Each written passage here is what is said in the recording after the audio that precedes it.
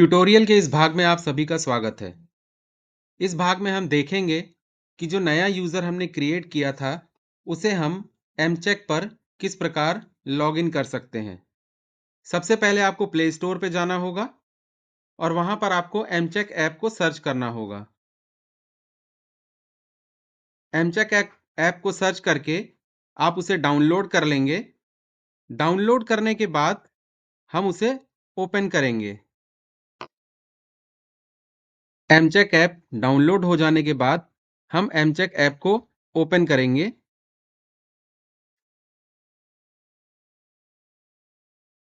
और इस पे मांगी गई परमिशन को ग्रांट करेंगे।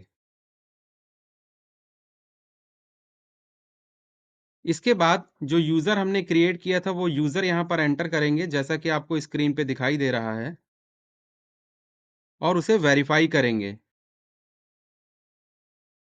इसके बाद आपके दिए गए नंबर पे एक ओटीपी प्राप्त होगा। उस ओटीपी को हम यहाँ पर एंटर करेंगे।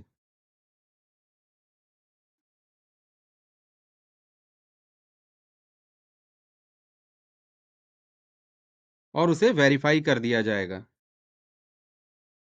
देखिए इस तरीके से आप अपने एमचेक ऐप पे लॉगिन कर सकते हैं। नमस्कार, ट्यूटोरियल के इस भाग में आप सभी का स्वागत है। जैसा कि पिछले भाग में हमने एमचेक ऐप को प्ले स्टोर से कैसे डाउनलोड करेंगे और जो यूज़र क्रिएट किया गया था उसके द्वारा एमचेक ऐप पर कैसे लॉगिन करेंगे ये जाना था। अब हम इसको प्रयोग करने वाली जो भी ऑप्शंस हमारे पास अवेलेबल हैं उनको जानने का प्रयास करेंगे। आपकी स्क्रीन पर आपको 4 विंडोज़ दिखाई दे रही हैं, जिसमें पहली विंडो है ट्रांज़िट पास वेरिफिकेशन, दूसरी है वॉल्यूम मेज़रमेंट, तीसरी है चेक गेट अलर्ट्स और चौथी है माइन टैग मैपिंग। हम एक-एक करके इन सभी विंडोज़ के बारे में समझने का प्रयास करेंगे। सबसे पहले हम ट्रांज़िट पास वेरिफिकेशन पर क्लिक करेंगे। जैसा कि आप देख पा रहे हैं, इस स्क्रीन पर आपके पास मल्टीपल ऑप्शंस आ रहे हैं, जिसमें पहला ऑप्शन है माइन टैग, दूसरा व्हीकल नंबर, तीसरा क्यूआर बारकोड रीडर, चौथा चेसिस नंबर, इंजन नंबर, पांचवा आईएसटीपी नंबर, छठा ईएमएम 11 नंबर तथा सातवां फॉर्म सी नंबर। इन सभी ऑप्शंस में से किसी भी ऑप्शन के द्वारा आप गुजरे हुए वाहन की स्थिति जान सकते हैं कि वो कोई वैलिड डॉक्यूमेंट लेके जा रहा है या नहीं लेके जा रहा है। सबसे पहले हम माइनटैग के ऑप्शन पे क्लिक करेंगे। जैसा कि आप स्क्रीन पर देख पा रहे हैं, जो हैंडल डिवाइस जनपद को दी गई है, उसमें ये आरएफआईडी रीडर लगा हुआ है। जब इस आरएफआईडी रीडर को आप माइनटैग की ओर करके माइनटैग बटन के लिए प्रेस करेंगे, तो ये आपको संबंधित जानकारी दे देगा। अगर वाहन पे माइनटैग लगा हुआ होगा, तो आपको उस वाहन की संपूर्ण जानकारी मिल जाएगी। उसका गाड़ी नंबर, उसका डॉक्यूमेंट नंबर तथा अन्य दूसरी जानकारियाँ। तथा इसी की सहायता से आपको ये पता चल जाएगा कि वो वैलिड डॉक्यूमेंट लेके चल रहा है या नहीं ले चल रहा है। उसके डॉक्यूमेंट का क्या स्टेटस है, ये भी जानकारी आपको इससे स्वतः प्राप्त होगी। इसके बाद हम यहाँ से बैक होंगे और दूसरे ऑप्शन को जानेंगे। अब हम अपने दूसरे ऑप्शन व्हीकल नंबर को प्रयोग करेंगे। यहाँ पर हम गुजरने वाले वाहन का व्हीकल नंबर एंटर करेंगे। जैसे उदाहरण के लिए ये नंबर यहाँ पर मैं एंटर कर रहा हूँ।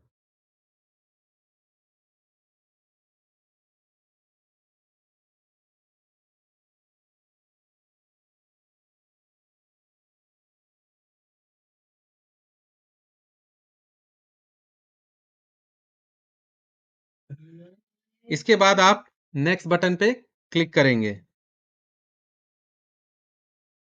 जिस तरह की आप देख पा रहे हैं कि यहाँ पर इस वाहन की स्थिति जो इसके डॉक्यूमेंट की है वो एक्सपायर है।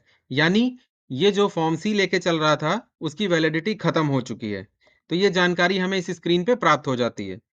साथ ही साथ इसकी और भी जानकारी जो हमें ज़रूरी होती है वो भी हमें पता चल जाती है, जो कि आप स्क्रीन पर देख पा रहे हैं। ये कौन-सा मिनरल लेके जा रहा है, ये भी आपको इसका रवन्ने के साथ यहाँ पता चलता है।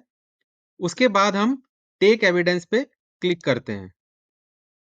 टेक एविडेंस पे क्लिक करने के बाद आपको आपकी स्क्रीन पे कई सारे ऑप्शंस दिखाई दे रहे हैं, जैसा कि पहला है व्हीकल फोटो, दूसरा व्हीकल फोटो, तीसरा व्हीकल फोटो, चौथा है ये MM11, पांचवा फॉर्म सी, छठा ISTP डॉक्यूमेंट, सातवां overload mineral, RC document, other. अब इसमें हमें जो पहला ऑप्शन मिलता है व्हीकल फोटो, इसके लिए हमें व्हीकल फोटो पे क्लिक करना होगा और व्हीकल का फ्रंट फोटो हमें क्लिक करना होगा। उदाहरण के लिए मैं यहाँ पर कोई भी ऑप्शन, कोई भी फोटो क्लिक करता हूँ। फोटो क्लिक करके आप सेव कर देंगे। उसके बाद आप बैक की फोटो लेंगे।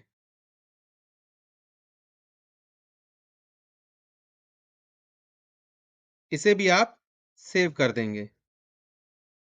इसके बाद अगर आपको लगता है कि उसके पास कोई डॉक्यूमेंट है, जैसे EMM11 फॉर्म सी, अगर आप उसकी फोटो भी लेना चाहते हैं तो उसकी फोटो लेकर भी आप सेव कर सकते हैं।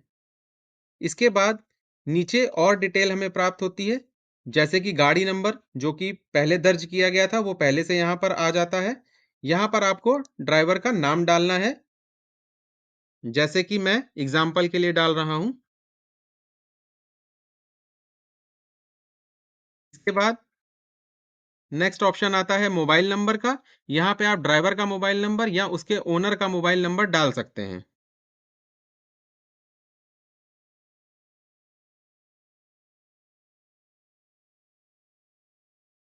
इसके बाद यहाँ एड्रेस के लिए पूछा जाता है। अगर आप डालना चाहें तो एड्रेस डाल सकते हैं, नहीं तो एड्रेस आप मत डालें। यहाँ पर आपकी करंट लोकेशन, जिस लोकेशन पे आप परिवर्तन कर रहे हैं या इन्फोर्समेंट कर रहे हैं, उस लोकेशन को ये अपने आप ले लेता है। अगर आपको लगता है कि ये लोकेशन ठीक नहीं है तो आप इस लोकेशन को बदल भी सकते हैं। यहाँ नीचे आप देख पा रहे हैं कि यहाँ पे जैसे डिस्ट्रिक्ट दिया हुआ है, आप जिस डिस्ट्रिक्ट के होंगे वो डिस्ट्रिक्ट आपको यहाँ अपने आप दिखाई देगा। यहाँ पर आपकी तहसील जो आपको डालनी है वो तहसील आपको दिखाई दे रही है। आप यहाँ पर अपनी तहसील डाल देंगे।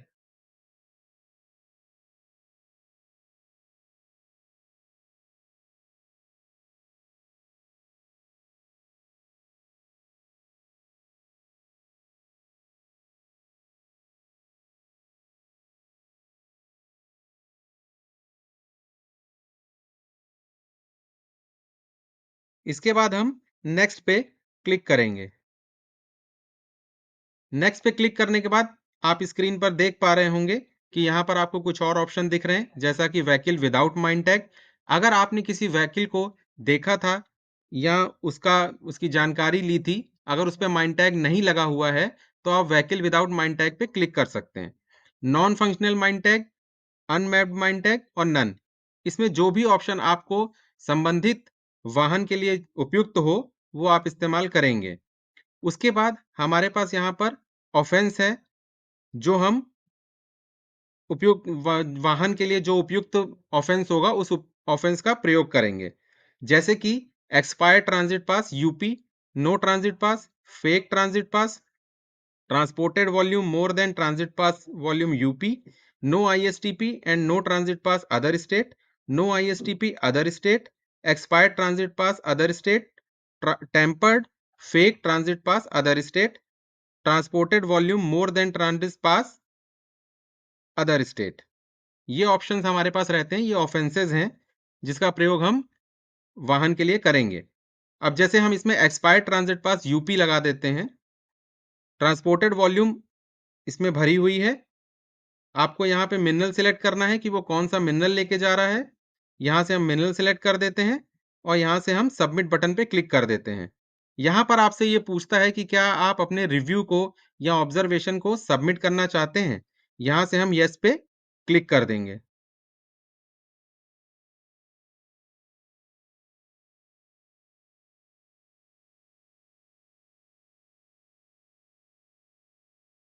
कभी-कभी नेटवर्क की प्रॉब्लम की वजह से ये थोड़ा-सा डिले हो सकता है।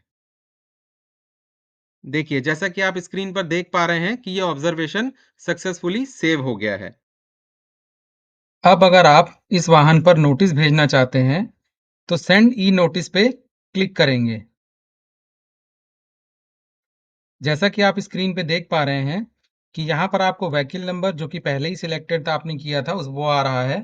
यहाँ पर आपको व्हीकल टाइप में ऑप्शन मिलते हैं कि यहाँ पर आप डंपर, ट्रक या जो भी वो गाड़ी आपको दिख रही है, उस गाड़ी को आप यहाँ पर डाल सकते हैं। इसके बाद उसका इंजन नंबर, उसका चेसिस नंबर हमें प्राप्त होता है, ओनर का नेम प्राप्त होता है और मोबाइल नंबर डालने के लिए हमें पूछता है। अगर हमें मोबाइल नंबर पता है, तो हम मोबाइल नंबर डाल सकते हैं अथवा आगे चलेंगे। एड्रेस जो कि इसमें पहले से ही आ रहा है, तहसील जो आपने डाली होगी उस समय, करंट लोकेशन जो आपकी रही होगी जिस समय आपने उस वाहन को चेक किया होगा, इसके ऊपर आपने कौन-सी पेनल्टी लगाई थी, कौन-सा ऑफेंस लगाया था, वो आपको दिखाई दे रहा है। ट्रांसपोर्टेड वॉल्यूम आपने क्या डाला था, वो दिखाई दे रहा है और आपने इसके ऊपर कौन-सा मिनरल सेलेक्ट किया था, वो दिखाई दे रहा है। इसके बाद हम कैलकुलेट बटन पे क्लिक करेंगे। यहाँ पर हम देख सकते हैं कि हमें इसका पेनल्टी अमाउंट कैलकुलेट होकर मिल जाता है। अब हम यहाँ पर प्रीव्यू ई नोटिस पे क्लिक करेंगे। यहाँ हमारे पास जैसा कि आप स्क्रीन पे देख पा रहे हैं, नोटिस का एक प्रारूप बनकर प्राप्त हो जाता है। अब हम इस प्रारूप को देखने के बाद इस नोटिस को फाइनली भेज सकते हैं। इसके पश्चात हम सेंड नोटिस पे क्लिक करेंगे और ये नोटिस इस गाड़ी पे चला जाएगा। धन्यवाद।